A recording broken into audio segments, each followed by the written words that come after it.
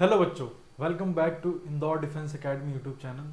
तो हमारा ये फोर्थ लेक्चर है फिजिक्स का, जिसमें हम अभी तक हमने जितने भी इंपॉर्टेंट टॉपिक्स है वो कवर किए। इस लेक्चर में हम जो भी प्रीवियस ईयर क्वेश्चन है सीडीएस के, हम उनको कवर करने वाले हैं। तो ये बहुत ही इंपॉर्टेंट वीडियो होने वाला है, तो आई होप आप इन सभी के नोट्स ज़रूर बनाएंगे। ठीक है, ये हमारे जनरली सारे मिक्स टॉपिक होंगे जिसमें सारे चैप्टर्स कंबाइंड होंगे, जो जो अभी तक हमने पढ़ा उसके इंपॉर्टेंट। ठीक है, फर्स्ट क्वेश्चन है which of the following represent a relation of heat loss is equals to heat gain.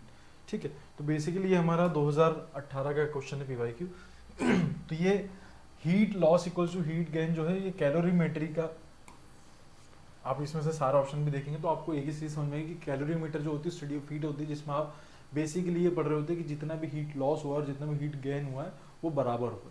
ठीक है, तो ये स्टेप से पीवाईक्यू था जो कि कैलोरीमेट्री हीट चैप्टर पर बेस्ड था।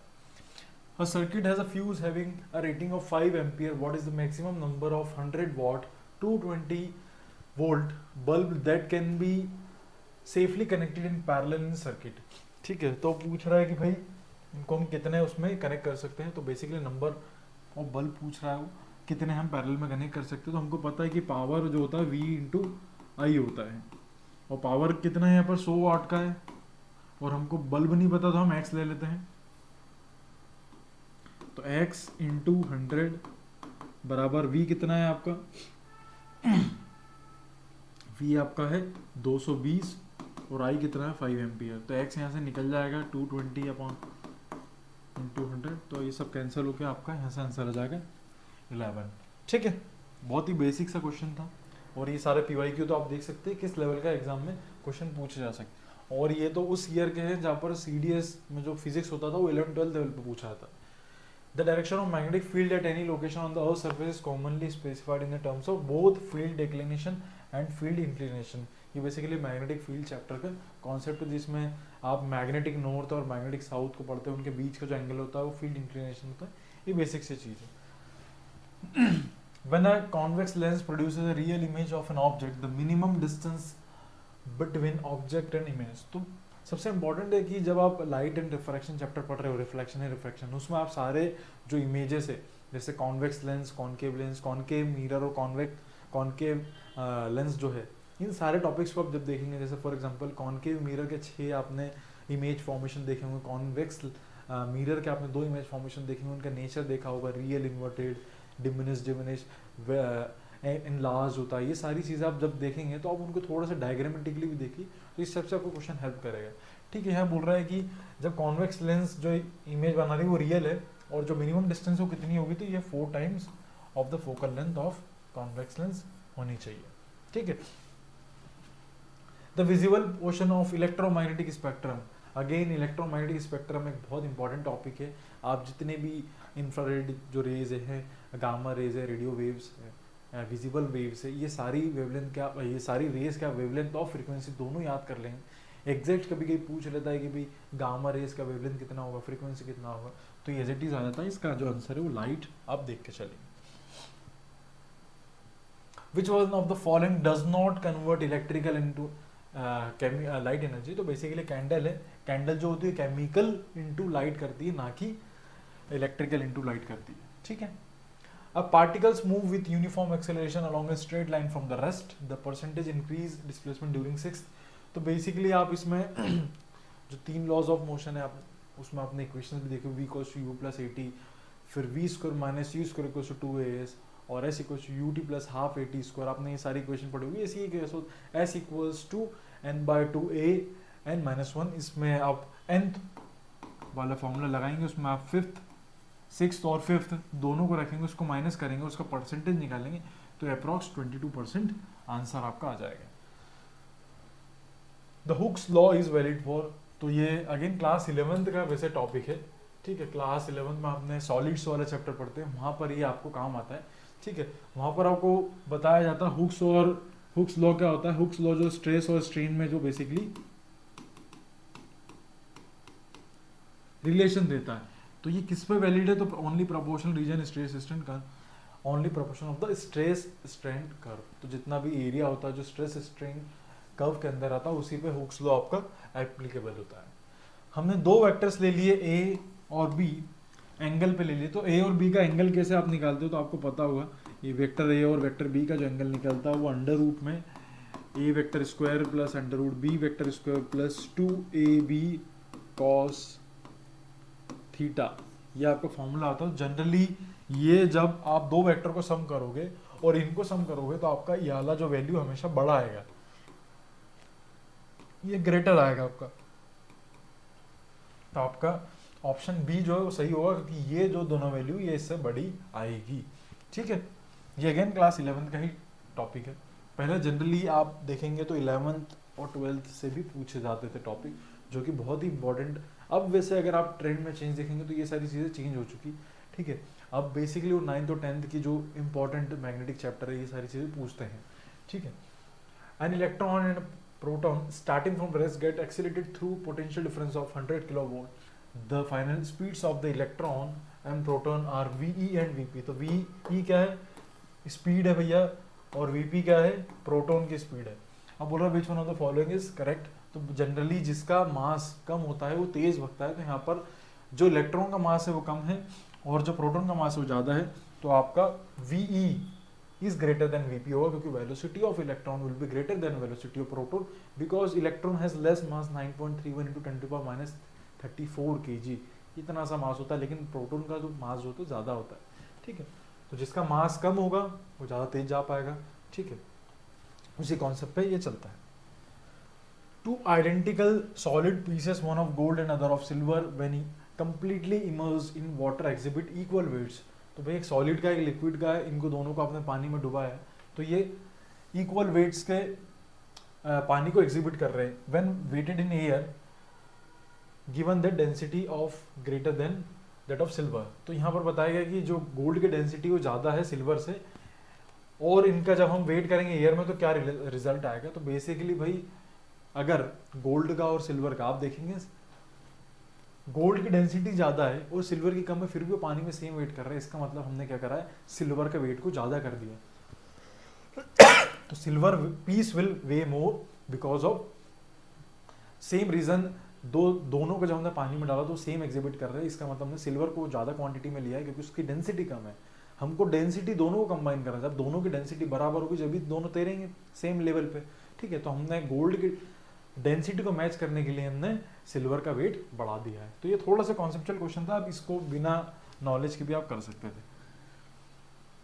People prefer wear cotton clothes in summer season, it is due to fact that they are good absorb of water. जब हम गर्मी में होते हैं तो हमारा स्वेटिंग बहुत ज़्यादा होती है, तो कॉटन जो रहता है वो बहुत ज़्यादा पानी का एब्जॉर्ब कर लेता है, इसीलिए हम कॉटन के कपड़े पहनना प्रेफर करते हैं। ठीक है, soap solution used for cleaning purpose appears cloudy, this is due to the fact that soap micelles can. तो भैया ये स्कैटरिंग ऑफ लाइट होता है, टिंडल्स ने भी बताया था ये सारी चीज़ें। तो स्कैटरिंग ऑफ लाइट होती तो जो आपका सोप में जो बबल मिसल होता है वो बेसिकली आपका दिखता है। The frequency of a note that is 1 octave higher than, तो बेसिकली आप इसको क्या कर देंगे, जितनी भी आपकी ऑक्टेव में 1 ऑक्टेव हायर है तो आप इसकी फ्रीक्वेंसी को बेसिकली डबल कर देंगे। इसमें बेसिकली फॉर्मूला होता है log 1/log 2/2, तो फिर वो उधर चले जाएगा। तो ये थोड़ा सा कॉम्प्लेक्स है, बेसिकली आप इसको याद कर देंगे कि हम इसकी फ्रीक्वेंसी को डबल कर देंगे।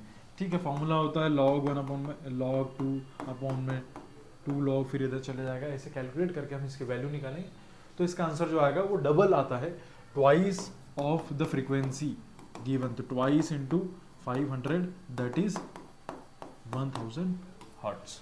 ठीक है, if the speed of moving magnet inside a coil increases the electric current in a coil। तो भाई जब भी इसको हम वैसे इलेक्ट्रोमैग्नेटिक इंडक्शन भी बोलते हैं कि जिसमें आपका जो कॉइल है, मैग्नेटिक कॉइल है, कंटिन्यूसली अगर मूव कर रही तो हमारा करंट फ्लो होने लगता है, करंट जो जनरेट होने लगता है, जिसको हम इंड्यूस्ड करंट भी बोलते हैं। तो इंड्यूस करंट हमारा बढ़ते जाएगा जैसे जैसे हमारा मूविंग जो मैग्नेट है वो बढ़ते जाएगा, स्पीड बढ़ाते जाएगा। ठीक है, if an object is at rest then time x versus distance. तो अगर रेस्ट पे तो हॉरिजॉन्टल होता भैया, ये आपने देखा ही होगा। ठीक है, next question, rate of evaporation increases with. भाई आपने देखा होगा जब आपकी मम्मी कपड़े सुखाती तो क्या होता है, भाई हम ज़्यादा से ज़्यादा उसको फैला के रखते तो क्या होता है, सरफेस एरिया ज़्यादा तो ज़्यादा पार्टिकल्स ऊपर चले जाएंगे। तो इसका मतलब क्या है, rate of evaporation increases with increase of surface area. बाकी ऑप्शन पढ़ेंगे सब डिक्रीज हो रहा है, इंक्रीज विद ह्यूमिडिटी, ह्यूमिडिटी तो भाई और नमी होती है, पानी होता है। डिक्रीज इन विंड स्पीड, भाई हवा ही नहीं चलेगी तो हमारे कपड़े सूखेंगे कैसे। डिक्रीज ऑफ टेम्परेचर, वातावरण ठंडा हो जाएगा तो पानी जा ही नहीं पाएगा, ठीक है।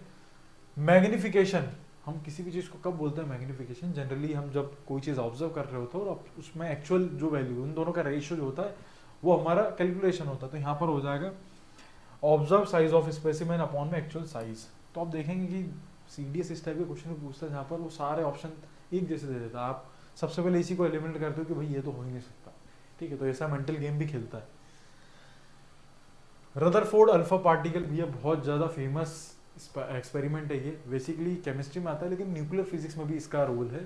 तो इसने, आपने देखा होगा कि रदरफोर्ड ने अल्फा पार्टिकल स्केटर करे तो फिर उन्होंने बोला था कि जो भी इलेक्ट्रॉन है वो कुछ इलेक्ट्रॉन जो वापस होके आ गए थे, वापस इसलिए होके आ गए थे क्योंकि उसके बीच में जो था वो न्यूक्लियस प्रेजेंट था, और इसी एक्सपेरिमेंट के कारण हमको न्यूक्लियस की होने की जानकारी मिली। तो atomic nucleus Rutherford alpha particle का मेन डिस्कवरी थी।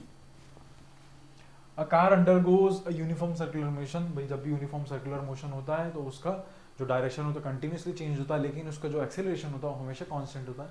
तो एक्सेलरेशन जो कांस्टेंट होगा, ये constant but not a constant, भाई एक ही ऑप्शन है जिसमें नॉन जीरो कांस्टेंट आपका एक्सेलरेशन होता है। एक्सेलरेशन चेंज नहीं होता, एक्सेलरेशन सर्कुलर मोशन में जनरली कांस्टेंट होता है।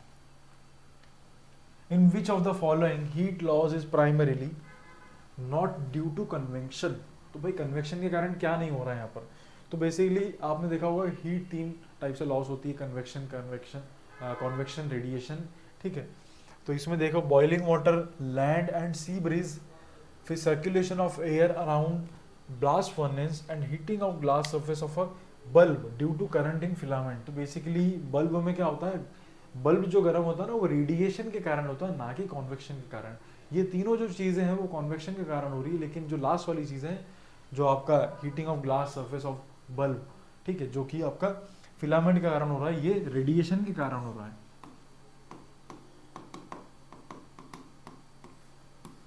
ये रेडिएशन के कारण हो रहा है, तो ये आपका डी जो है आपका राइट आंसर हो जाएगा, ठीक है।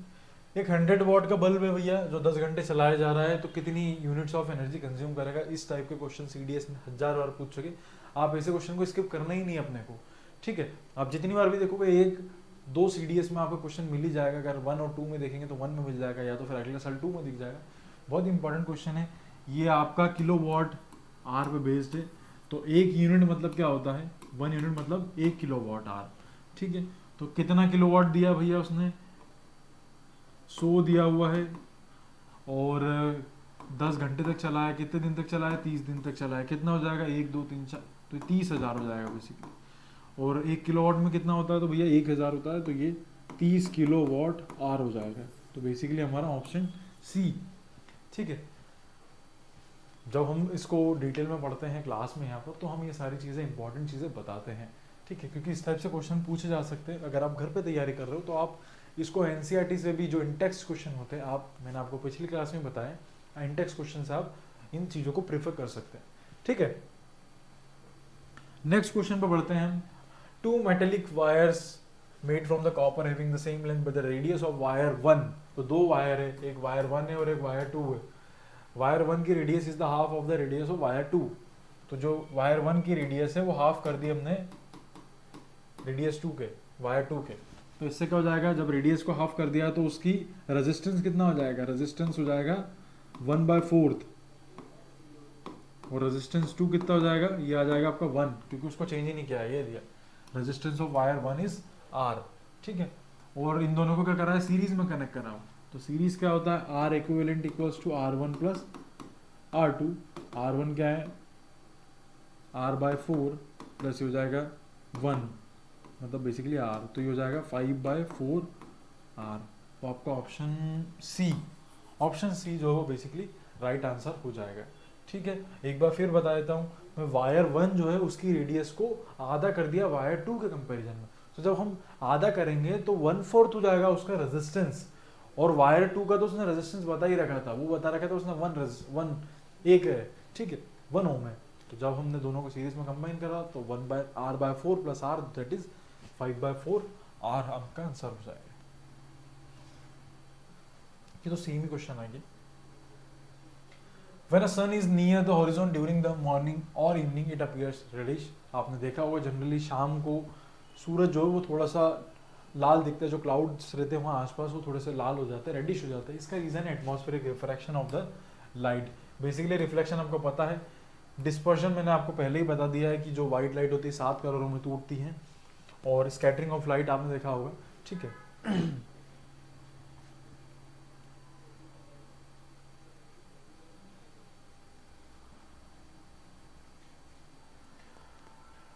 A wire of copper having length I and area of cross section A is taken and current I is flown through it. The power dissipated in the wire is P. If we take an aluminum wire having same dimension and pass the same current through it, the power dissipated will be। तो ये हमेशा आपकी greater than P होती है, ठीक है। तो आप इसका ऑप्शन सी मार्क करेंगे कि जब भी जो पावर डिसिपेट होती है वो इससे बड़ी होती है, ठीक है। तो ऑप्शन सी जो कि आपको ग्रेटर देन P है। आई होप आपको ये सेशन देख के मज़ा आया होगा, ठीक है।